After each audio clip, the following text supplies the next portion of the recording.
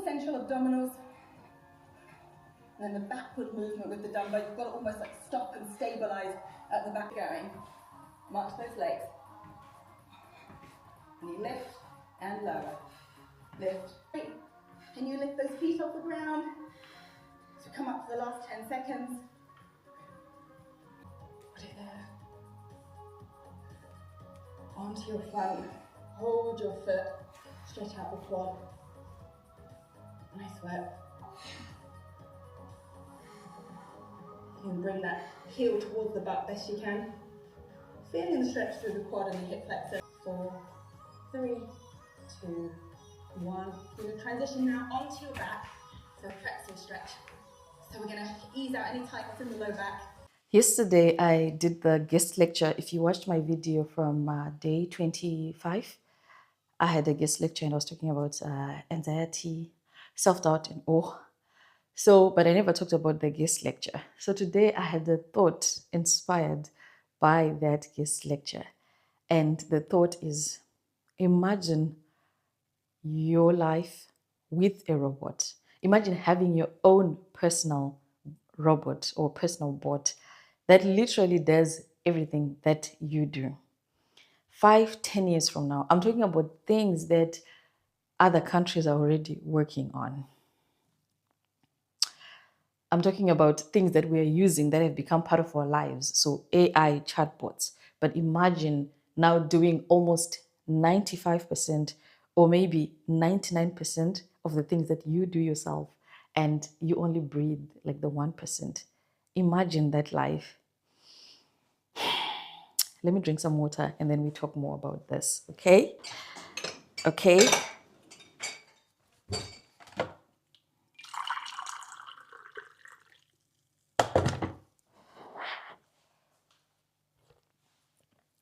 Okay, I'm not scaring anyone. Of course, no one is scared if they're watching this. I mean, we've all been using AI for the past, 2, 3 years now.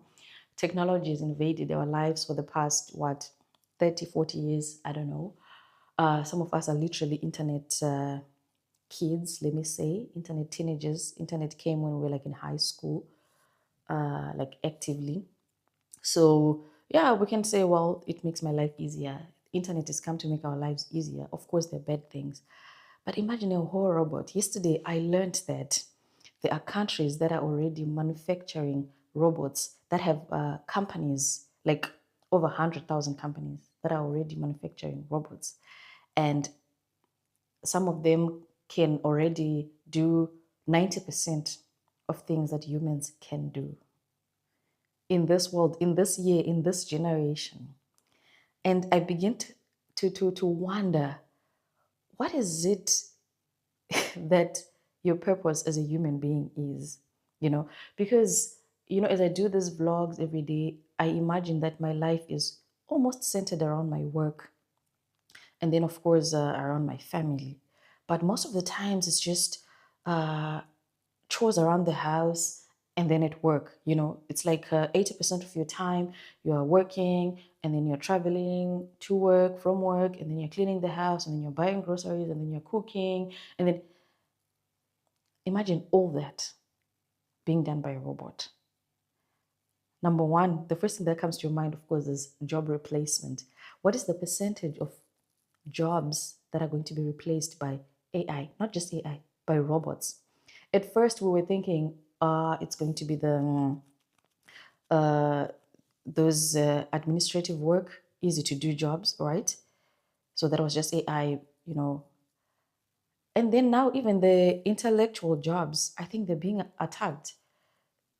In academia, whatever, like these things can literally do your assignment. They can analyze the whole document and deeply think about it, because they're combining the brains of 1 billion people that we put there, and they put it together.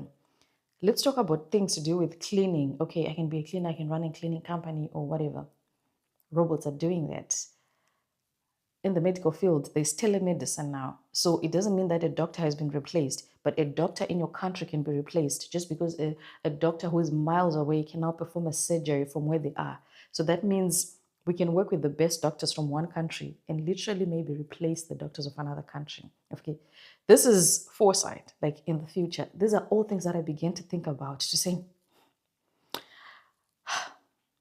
I'm going to tell you the number of AIs that were presented. That I know the ones that we know the most use obviously is ChatGPT, and then there's Claude,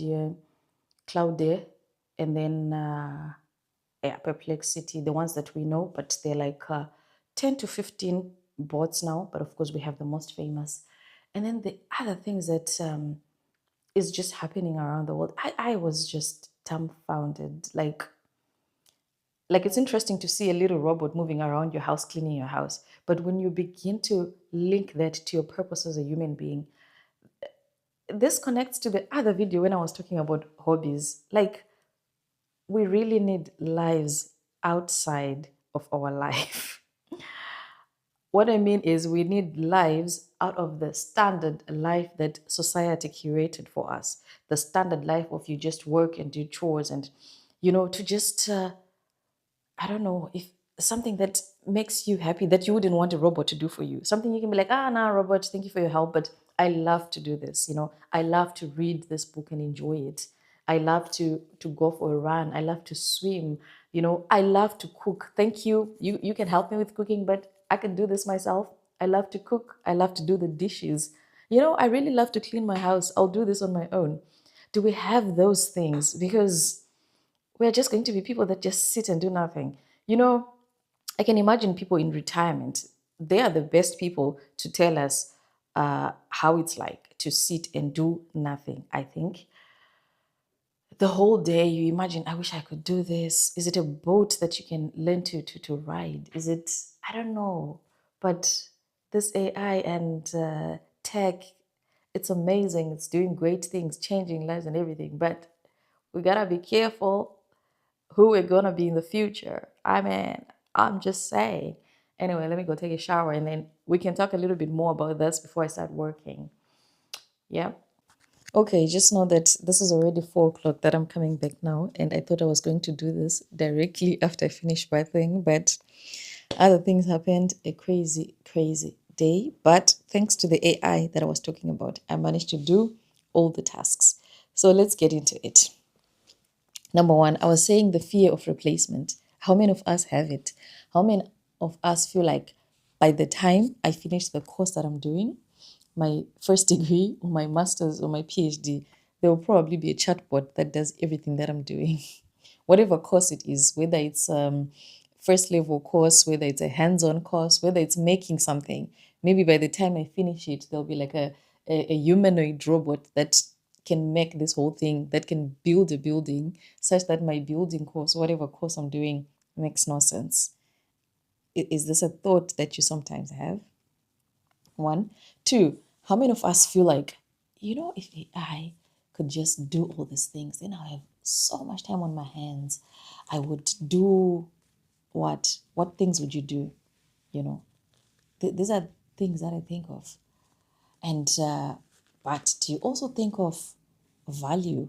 Would you be valuable as a person if AI robots would do everything? Would cook, clean, drive, the self-driving cars, do all the things that you do on a day-to-day basis, because we're always complaining about these things. Would you feel like you still have a purpose in this world if an AI did all this for you? Let's think about it, right? And does everything really have to be efficient? Like, okay, let's step out of the future into the present. The AI that you're using right now, do you really feel like it's efficient? Is it making you do your work faster and thinking less about it? Or do you now happen to have 10 tasks that you're running at the same time? Is it really efficiency? Are we really optimizing, or are we burning out? Another one. How clever or how dumb are we becoming? Paving way for an AI to do our jobs for us. These are all the thoughts that I have about AI. My research is almost directly in this field, but not to say to create it or anything, but to really understand it. So I think about all these things every time to say, do we know the rate at which things are becoming automated? The rate at which tasks, even the things we just love to do, are being automated. And do we like it? Do we think about it? So this is what I'm just trying to get at. And then, yeah, I was talking about the top 10 chatbots or AIs, and I said I was going to share. Let me look that up. I cannot find the one on mistakes. There was a slide which shows the AI that makes the most mistakes and the least. And the one that makes the least mistakes is actually Cloud because it makes 10%. And ChatGPT is on number 4, it makes 40%. I was surprised with this. But there are popular AI apps that I didn't know about. So we have ChatGPT, the most popular, and then we have Duobao. Do you guys know this one? We have Quark, we have Gemini, we know this one. We have Ask AI, we have Remini. I think this one is European. We have Toki AI, I don't know this one. We have Character AI, we have AI Mirror, we have Grok, we know this one, famous. We have Nova, we have DeepSeek, I know this one. We have Yuan Bao, we have Bai Duanghan, we have Perplexity, I know this one. We have Character AI, we have Kimi, we have Chatbot AI, we have Dreamina. There are a lot of them. But another interesting one that I want to share with is the list of jobs that are fast declining. Oh my God, where did it go?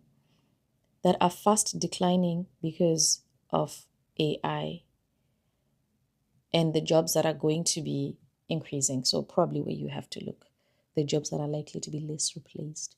For our kids, I guess. For us, we're going to be displaced. I'm joking.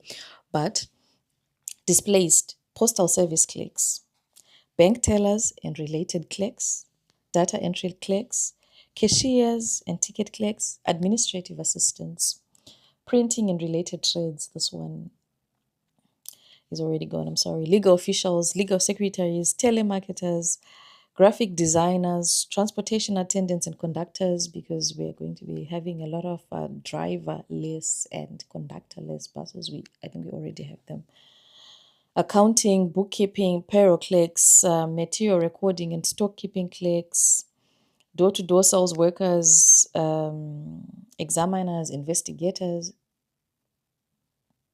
I don't know why this will be attacked by AI, but where to look? Big data specialists, fintech engineers, AI and machine learning. But I tend to also partly disagree with this list. I feel like soft skills are going to become more and more important. Therapists, people are going to go crazy with using a lot of this AI. Psychologists and all that. This is what I just think. But I just wanted to know if people are thinking about the impact that AI could possibly have on our lives in general, on our purpose as human beings, on our work and beyond our work. And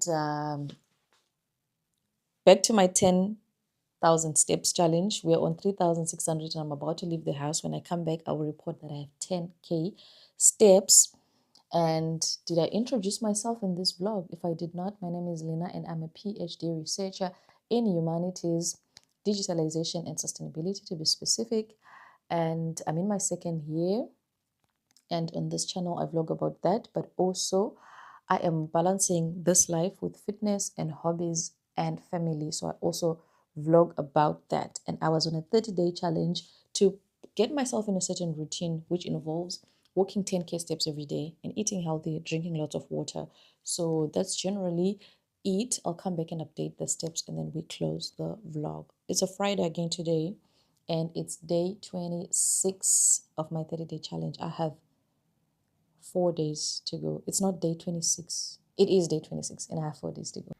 Good evening. Reporting my step count, like I mentioned, 10,027. Not so much over the 10K steps, but just within line. We managed it today. So see you tomorrow on day 27.